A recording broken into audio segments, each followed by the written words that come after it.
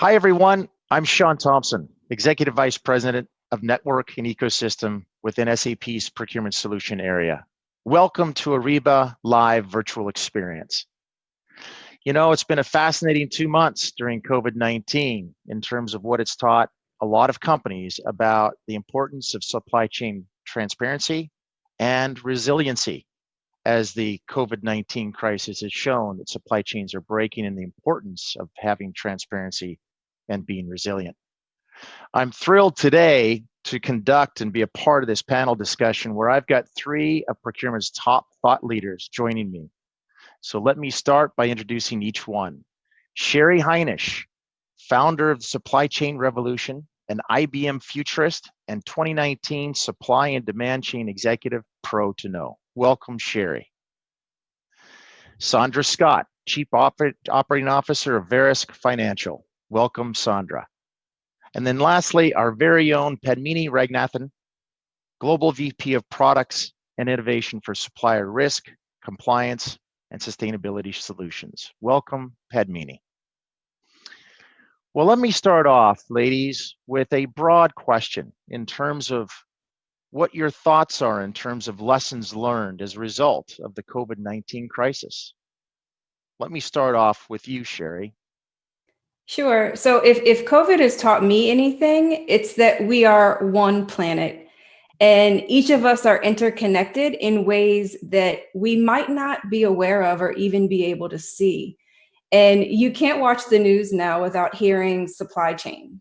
People understand now that you rely on supply chain for integrity and things that are out of your immediate purview, especially in multi-tier orchestration.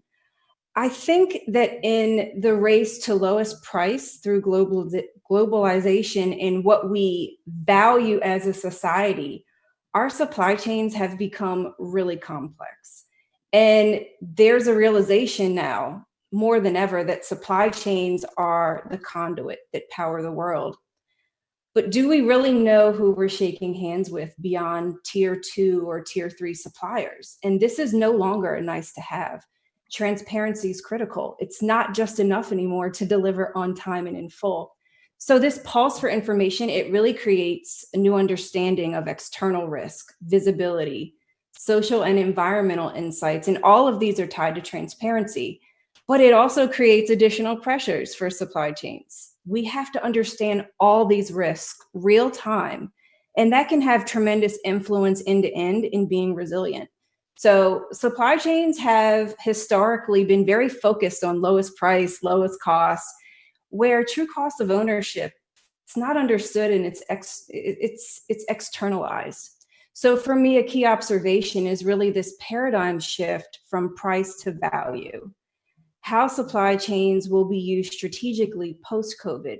And much of this includes understanding risk, being agile enough to mobilize and respond effectively for resiliency. We're literally seeing that supply chains have the ability to save lives. Do you have strategy in planning and execution? Can you leverage your network and weather the storm? And the nuance of network is critical in being resilient. Thank you, Sherry. Fascinating. Sandra, let me pass it off to you. What are your thoughts? Thanks. I mean, that was really very important what Sherry was saying. And I think what we'll find is that we'll see who has done the hard yards prior to this crisis, because they're the ones post-crisis who are going to come out on top. They're going to return to supplying fluidly their chains more quickly. They're going to have less violations in their chain when we talk about things like social environmental issues. And so I feel as if those who have been dragging their feet will have had a bit of a wake-up call, unfortunately. Thanks, Sandra. And last, Padmini, what are your thoughts? Yes, Sean. We are seeing procurement teams scrambling to find supplies when it comes to critical and essential supplies, but companies in non-essential areas are starting to rethink their costs and profitability. Either way, supply chain transparency is key. As Sherry said, the very same globalization principles which yielded higher profit margins has now constrained production throughput, service and resource availability, or depleted buffer stocks quickly. Even when there is inventory, large areas of lockdown are preventing inventory transfers to mitigate immediate supply requirements. And as Sandra said, some companies that have invested in putting risk due diligence and mitigation plans in place with a good dose of supply diversification and multi-tier supply visibility are able to respond to the crisis.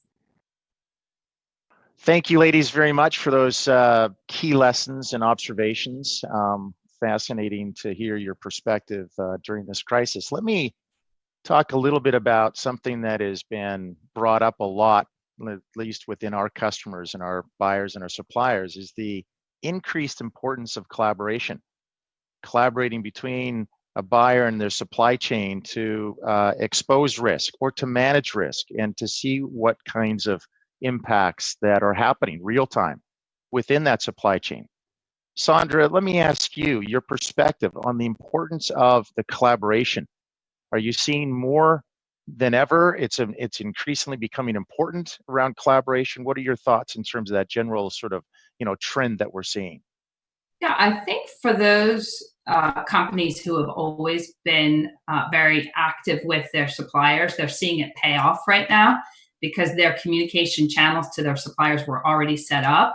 And I've even heard of a few examples where people are using their traditional, if you will, ESG-related communications with their clients, with their suppliers to communicate with them more specifically about the pandemic, which I think is great. It shows that because those lines were already opened up, they're using them in earnest now for alternative purposes in this more emergency situation. So I think that is terrific. I think we always talk about having a very centralized point for risk management. I think the crisis is highlighting the importance of that so that you don't have a lot of different people across your buyer organization communicating out to the suppliers. That's confusing, and that becomes incredibly onerous for them as they're trying to respond to your needs. So that whole point of centralizing communications and risk management is more heightened during this crisis. I would also say using the same set of consistent data to talk to the suppliers and making sure the different departments that are involved with some aspect of the supply chain are all working off of the same hymn sheet and speaking with their suppliers in the same language. And that language tends to be driven by the data that you're utilizing with them, whether that's about volumes or whether that's about the risk that they are exposed to and what you expect them to be doing in the face of that. So that consistency and centralization is critically important in these times. A fantastic way to get a perspective from someone who thinks a lot about data and platform and having that data be easy to access and a single source of truth around risk. Padmini, what do you think about that? What's your perspective? Yeah, I'm a data junkie, Sean. You know that. Sandra and I have partnered on this data journey for a while now. When we look at supplier collaboration, I think, the recent study by Deloitte, for example, mentioned that the global automotive production went down by 40% in March, right? Because of that concentration of supply base in that industry in Hubei. But when you start to expand it to other sectors, you start to look at, for example, the consumer essentials. The consumer industry had to reduce their product portfolio mix. How do they do that without effective collaboration being set up? Or when they see that demand has increased substantially in certain areas, how do they actually remove transportation as a bottleneck by collaborating better with their suppliers? Manufacturing sites are closing and reopening. Okay, how do I simulate my resource schedule availability every day because it's no longer a quarterly or a monthly or a weekly forecasting schedule that I have to run? So these are areas where communicating with suppliers quickly and efficiently is important, which basically in crisis mode, it's very important to have that combination of data, established visibility into supply relationships, and then drive that quick and effective collaboration. So having things like historical performance of suppliers during disruption, leading indicators of disruptions in crisis mode, using data from the outside in, even some of the publicly available data like the Inform Index And understanding of risks at that local sector level is very, very important. And I think those are ways in which companies are starting to look at data, establish the right sized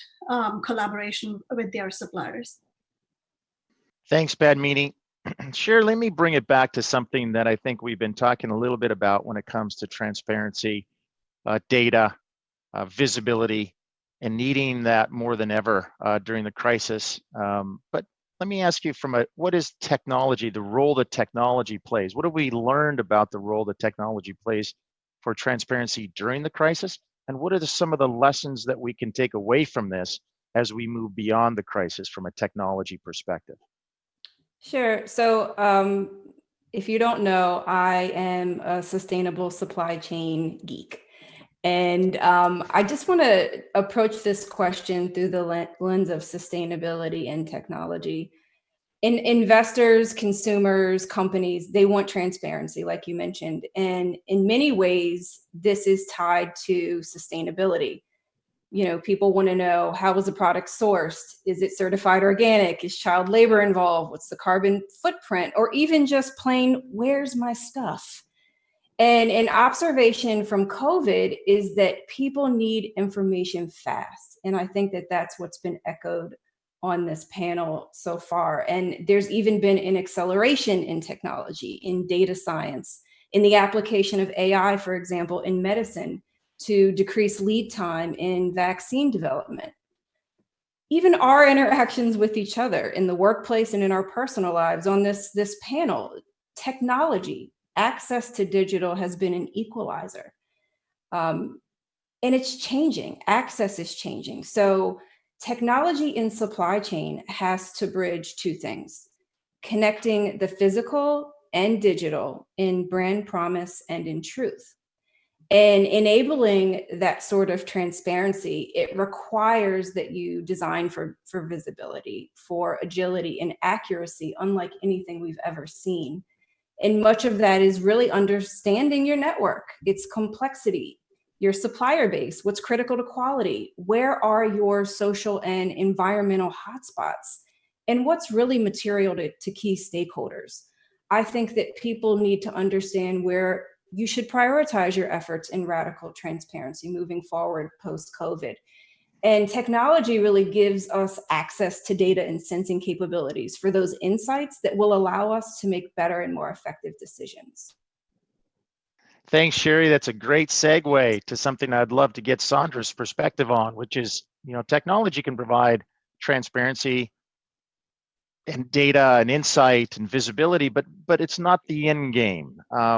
Sandra, could you talk a little bit about how companies can glean the information we're getting from the technology that Sherry's talking about the supply chain, and provide more value to the organization as a result of that insight? Sure. I think one really important thing to remember about data is that it's first of all, it's very dynamic, right? The more that we have sensors out there in the world and we're gathering data, the more data we have coming in that's happening in real time. And you need to figure out ways in which you can synthesize that into meaningful insights for your suppliers. Sometimes we suffer, all of us in this world today, of high digital movements of data to information overload. So there's a real important role for those who are supporting the suppliers to synthesize that into something meaningful that results in action. So we talk a lot about at Maplecroft the importance of high grading your risks. And data is a great way to do that, taking all of these massive data influxes. And we, in our case, we use indices. Other people may use different kind of filters, but the indices allow you to really focus all of your scarce resources, whether they be audit dollars or whether they be just the time of your people, on the highest risk suppliers because of where those suppliers are located in the world. The other thing we need to say is that this analysis of risk has to be holistic. I think the pandemic is a terrific example of how different risks are interrelated.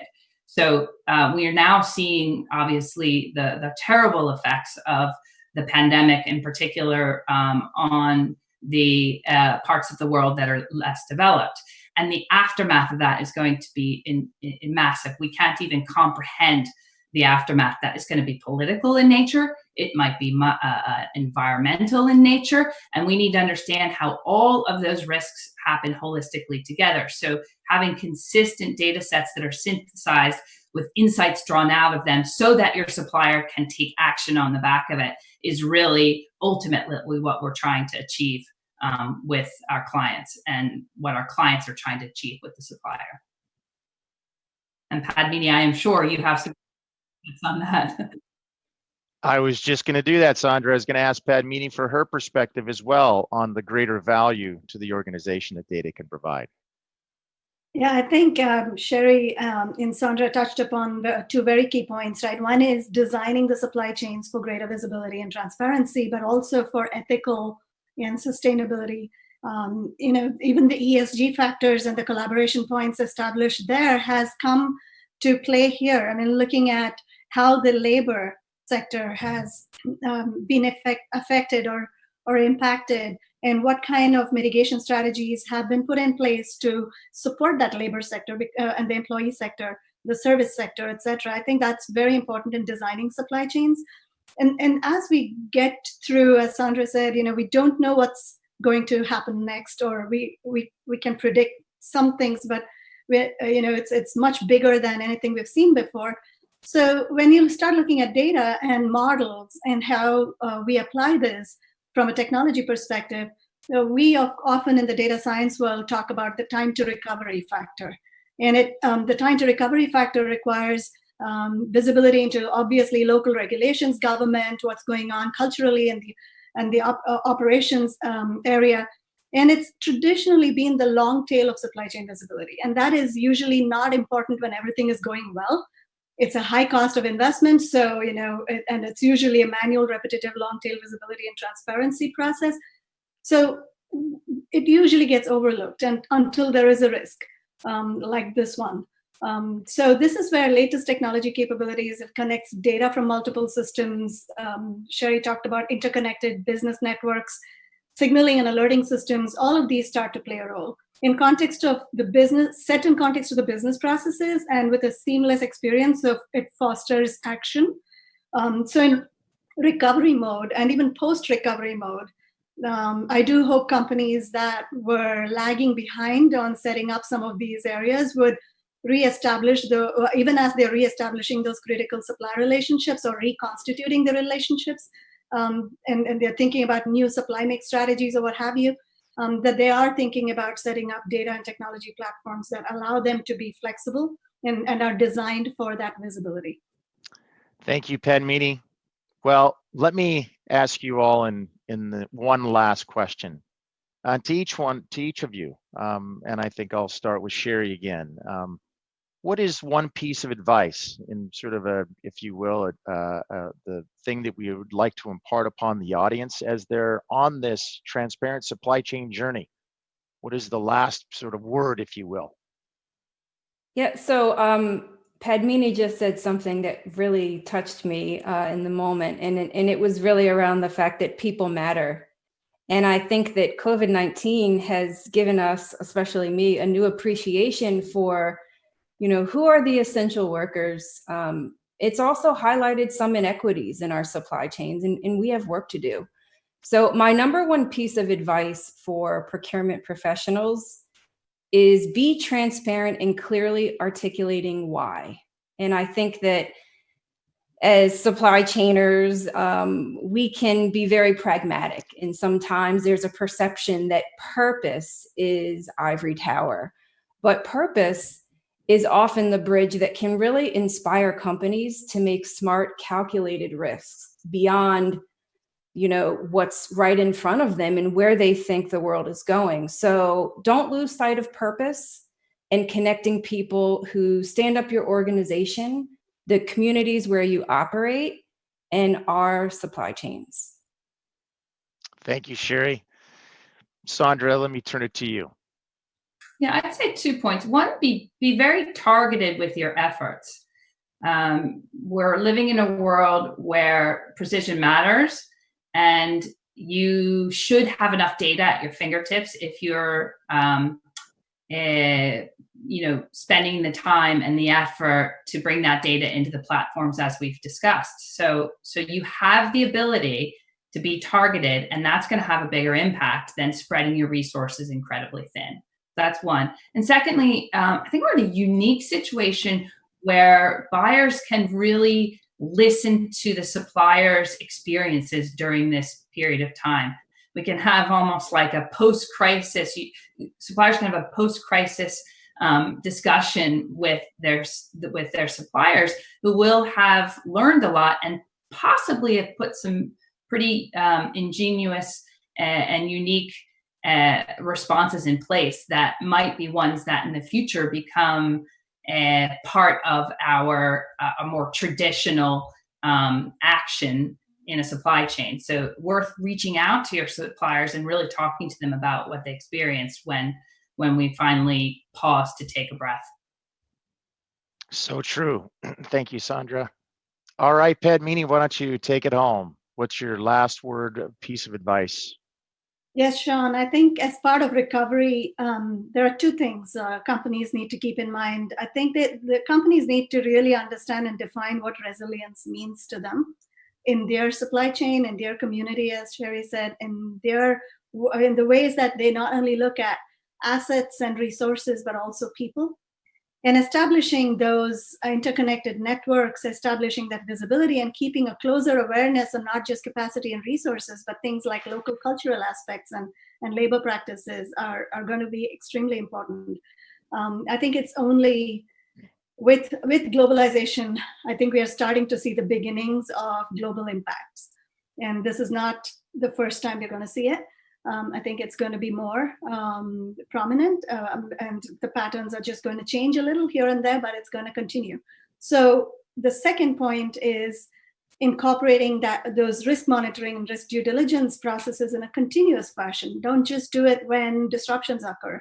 But what if you can keep a command and control watch on risk signals, conduct those regular fire drills?